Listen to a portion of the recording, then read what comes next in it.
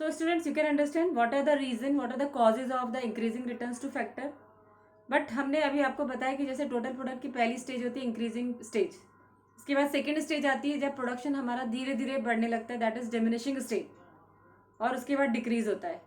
So what are the reason of increasing returns to factor, ये आपने अभी पढ़े ना. What are the reason of diminishing returns to factor, कि हमारा प्रोडक्शन अब कम क्यों होने लगा. प्रोडक्शन जो पहले हमारा तेजी से बढ़ रहा था, अब हमारा प्रोडक्शन उतना स्पीडली नहीं बढ़ रहा है, अब हमारा प्रोडक्शन धीरे धीरे बढ़ रहा है. जैसे कि आप देखिए, आप कभी रेस लगाते हैं तो पहले बहुत तेजी से दौड़ते हैं, फिर उसके बाद धीरे थोड़ा थक जाते हैं तो थोड़ा धीरे धीरे दौड़ने लगते हैं. तो जब आप तेजी से दौड़ते हैं उसे कहते हैं इंक्रीजिंग रेट, स्पीड में. फिर अब जब धीरे धीरे दौड़ रहे हैं, अभी भी दौड़ रहे हैं लेकिन कैसे, धीरे धीरे, तो वो हो जाएगा डिमिनिशिंग स्टेज. तो यहीं पर हमारा प्रोडक्शन पहले इंक्रीजिंग रेट में बढ़ रहा था, अब हमारा प्रोडक्शन डिमिनिशिंग रेट में, मतलब अब धीरे धीरे प्रोडक्शन बढ़ तो रहा है लेकिन अब कम बढ़ रहा है पहले के कंपैरिजन में. तो उसके क्या कॉजेज है, क्या रीजन है. So what are the causes of diminishing returns to factor. Diminishing returns to factor का हमारा पहला रीजन है, first is fixity of the factor. Fixity of the factor, you know कि हमारे पास दो फैक्टर हैं, fix factor and variable factor. अब देखिए, फिक्स फैक्टर जो है वो फिक्स्ड है और वेरिएबल फैक्टर को सिर्फ हम चेंज कर रहे हैं. तो because of the fixity of the fix factor, fix factor तो उतना ही है, हमारे पास जो जमीन थी वो कांस्टेंट है, इसमें हम चेंज नहीं कर रहे हैं. अगर हम लेबर बढ़ाते जाएंगे एक दो, तो पहले तो हमारा प्रोडक्शन बढ़ेगा लेकिन एक टाइम के बाद हमारी लैंड कम पड़ने लगेगी और लेबर्स ज़्यादा हो जाएंगे, उसकी वजह से हमारा प्रोडक्शन जो है अब धीरे धीरे बढ़ेगा. Means because of fixity of the factor, that is because of the fixity of the fix factor. Land हमने उतना ही लिया है, लैंड को हमने इंक्रीज नहीं किया, सिर्फ लेबर हम बढ़ा रहे हैं. लेबर के बढ़ाते रहने से हमारा प्रोडक्शन जो है कंटिन्यूसली जो है वो बढ़ता ही नहीं रहेगा, बल्कि एक टाइम के बाद प्रोडक्शन में धीरे धीरे कमी आने लगेगी और प्रोडक्शन अब धीरे धीरे बढ़ेगा. तो इसका रीजन है fixity of the factor, that is land is fixed and variable factors are keep on changing. Because of the fixity of the fix factor, our production now increases at diminishing rate. Second है imperfect factor substitutability. हमारे पास जो दो factor है, एक है fix factor और एक है वेरिएबल फैक्टर, ये दोनों एक दूसरे के परफेक्ट सब्स्टिट्यूट नहीं है. क्यों नहीं है परफेक्ट सब्स्टिट्यूट? बिकॉज सब्स्टिट्यूट क्या होता है, जिसको हम एक के बदले दूसरे को रिप्लेस कर सकें. लेकिन जो दोनों सेम नेचर के नहीं है, दोनों अलग अलग है. ये तो फिक्स्ड है और ये वेरिएबल है, ये चेंज हो रहा है, ये चेंज नहीं होता है. Means these two factors are not perfect substitute of each other. ये दोनों एक दूसरे के परफेक्ट सब्स्टिट्यूट नहीं है.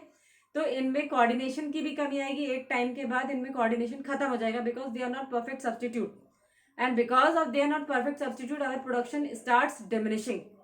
क्योंकि ये दोनों फैक्टर जो है they are not perfect, they are imperfect, both are different.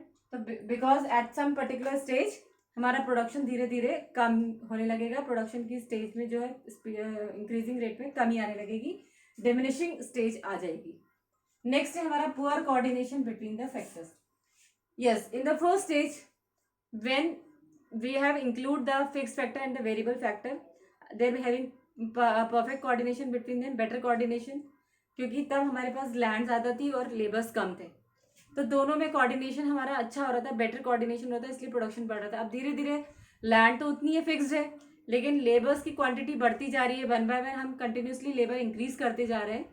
तो उसकी वजह से जब वेरिएबल फैक्टर्स ज़्यादा होने लगेंगे और फिक्स फैक्टर कम होंगे, कम पड़ जाएगी, ज़मीन कम पड़ गई, वेरिएबल फैक्टर्स लेबर ज़्यादा हो गए, तो उनमें आपस में कोऑर्डिनेशन भी खराब हो जाएगा. They are having poor coordination now.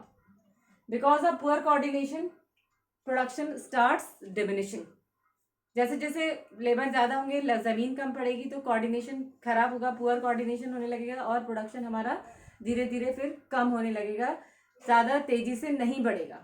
सो ये जो रीज़न है, they are known as the causes of diminishing returns to factor, कि हमारा प्रोडक्शन अब हमारी सेकंड स्टेज में प्रोडक्शन कम हो रहा है, मतलब पहले से की तरह बढ़ जा, तेज़ी से नहीं बढ़ रहा है बल्कि धीरे धीरे बढ़ रहा है. तो उसका एक रीज़न है क्योंकि फिक्सिटी ऑफ द फैक्टर, दो फैक्टर अलग अलग हैं, लैंड और लेबर. लैंड जो है वो फिक्स्ड है जबकि वेरिएबल फैक्टर जो है लेबर बढ़ रहा है, तो दोनों में आपस में एक फिक्स्ड है, इस वजह से हमारा प्रोडक्शन कम होगा.